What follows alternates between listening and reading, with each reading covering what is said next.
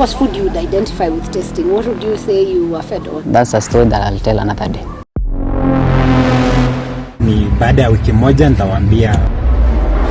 Treated him in a very inhumane manner, which details we shall be setting down in a very thoroughly detailed affidavit. December abductions. Were they real or fake? Kuna watu wanajiabduct ili wapate pesa kutoka kwa Amnesty International and other organizations. Who was really behind the abductions? Kenyans have poked holes to some of the stories given by the recently released abductees. Kwa majina naitwa Gideon Kibet, kwa Twitter najulikana kama Yoko or Kibet Bull. So nilikuwa nataka ni confirm Kenyans kuwa niko safe na nimefika nyumbani salama. So na niliweza kudropiwa at first, sikuwa nikijua ni wapi. So kidogo nikaenda mbele nikapata ni Luanda. Hapo Luanda nikatafuta mahali pa kukaa for safety mpaka ifika asubuhi ili nisafiri nyumbani. Pengine ulidropiwa saa ngapi? Hivi ilikuwa saa 9 to saa 10. Wakenya wengi? Hiyo tweet ilikuwa yangu. Ilikuwa nikitaka ni confirm kuwa to Kenyans that I'm safe. Pengine hali yako iko aje? No, sina majeraha yoyote kwa mwili. Maybe uchofu tu. Kwanza nataka nishukuru kila mtu wa Twitter mwenye alipush hashtag or anything. I will fanya to anything to make sure all the abducted guys walitolewa. Asante sana. Nawashukuru Kenya. Ronnie tumeongea na yeye ako Nairobi na ako salama sana. Wako na marafiki. Abduction is real. I can confirm that. Then ninaji tu serikali kukuwe na freedom of speech. Or watumie mikakati poa kama kupeleka mtu kotini. Okay. Na mipango ni baada ya wiki moja nitawaambia akili kusettle na kila kitu kuwa sawa. The alleged abduction and the subsequent release of cartoonist Kibet Bull has taken a new twist. This is after it emerged he may have faked his own abduction just to trigger a revolution against President William Ruto's government. This is according to the chairperson of the Departmental Committee on Defense, Intelligence and Foreign Relations of the National Assembly, Nelson Koch, who questioned the latest spate of abductions after 4 alleged abductees were released. Look, for instance, a case yesterday of a young man called Kibet. He says he appears somewhere in Rwanda and he's been partying the whole night. And yesterday he found his way to Nakuru.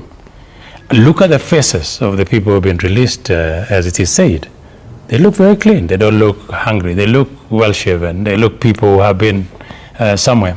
You cannot be released by abductors and still attend some disco in Rwanda. It is impossible. And you've been away for 15 days. And you still look clean. And you still look comfortable to go and dance a night away. Let us be very honest with the people of this country. Someone is playing a game. It looks to me that someone was staging an act to trigger a series of events, to trigger a series of activities. In my view, and I really hold, and even in my committee, I think it is our responsibility as members of parliament to invite the ministers to shed light on what is happening. But even before we do that, I want to call upon the Director of Criminal Investigation to go further, invite these young men who were released yesterday. Okay, they already and do interrogation to find out exactly what happened. And if it is possible, do it public, and so that we know what has happened. Speaking during an interview, Coach questioned the abduction claims, insisting that the details do not add up. There is something terribly wrong, he asserted. How do you party after you have been abducted? Where do you get the energy? How do you look so clean-shaven, still have money, and still go and afford a beer? Coach asked, while averring to the release of cartoonist Gideon Kibet. The young man is traumatized, seriously traumatized, and he has been whipped. On Monday, 4 Kenyans who had allegedly been abducted and held at undisclosed locations for half a month were released. The 4 are cartoonist Kibet Bull, his brother Ronnie Kiplangat, Billy Mwangi, a college student, Bernard Kavuli, a content creator, and Peter Mutetti.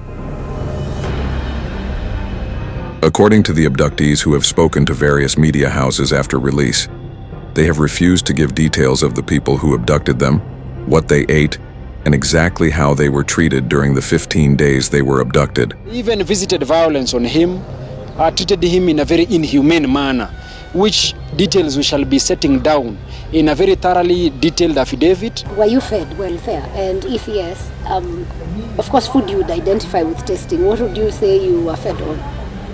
Personally, that's a story that I'll tell another day. Ni baada ya wiki moja nitawaambia after kile kusettle na kila kitu kuwa sawa. However, they were all clean-shaved and they all appeared confused and psychologically tormented. They shaved us. Personally, I was shaved.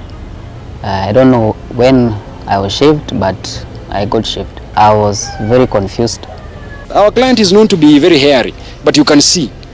And this is something that he did not voluntarily accept. He did not accept to be shaved. He did not accept to be taken through those experiences.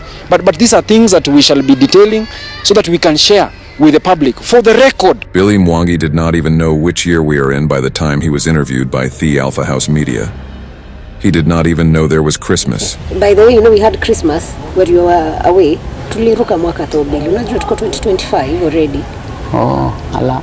Mathira constituency member of parliament, Eric Wamumbi, has written to the Directorate of Criminal Investigations, DCI, requesting an investigation into alleged suspicious activities at Olive Gardens Hotel in Nairobi.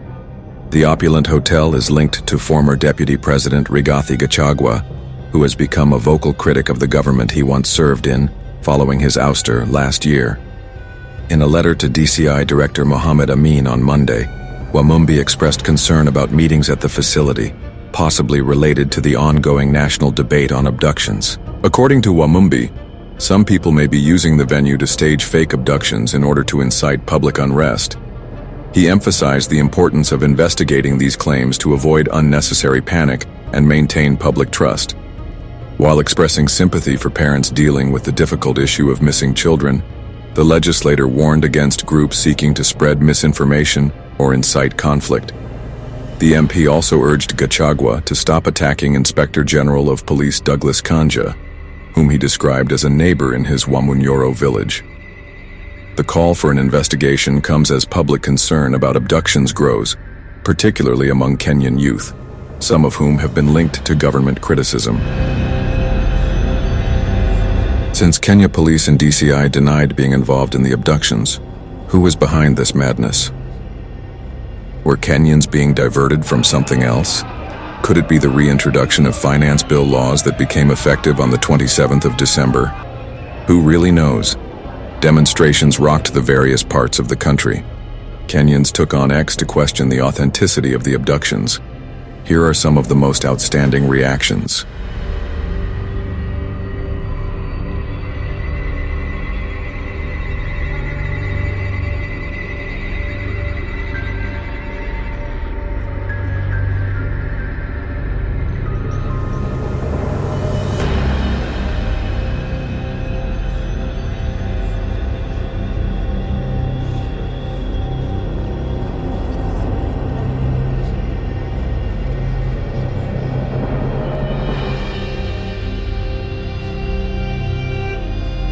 Don't forget to subscribe to Online Community KE for jaw-breaking stories round the clock. See you in the next one.